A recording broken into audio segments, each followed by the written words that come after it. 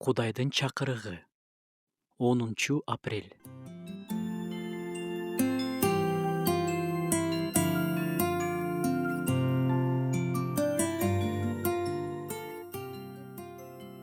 Жашооңузду майда чүйдөсүнө чейин Кудайга тапшырыңыз. Кудайдын падышачылыгында кокустук жок.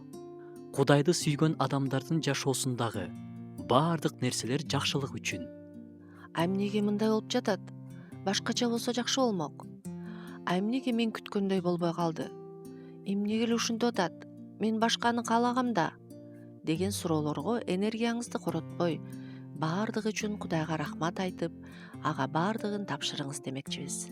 Нааразылануу аркылуу Кудайга болгон жакындыгыңызды жоготпоңуз.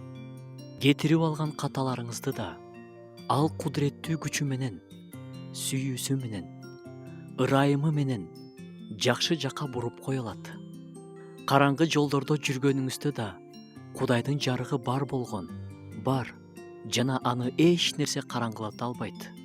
Сиз караңгылыкта жашап жүргөндө да анын жарыгы сиздин абийириңиз аркылуу иштеп, көп жаман жолдордон сактап жүргөн. Акыры сиз караңгыдан анын кереметтүү жарыгына өттүңүз. Өзүн курмандыкка берген Кудайга сиз өз жашооңуздун баардык тармактарын майда чүйдөсүнө чейин тапшырсаңыз болот. Анткени караңгыны жарык кыла турган, катачылыктарды жакшылыкка айландырып кое ала турган бир гана Кудай. Анын үстүнө Кудайды сүйгөндөргө, анын каалоосу боюнча чакырылгандарга баардык нерсе жакшылыкка болоорун билебиз.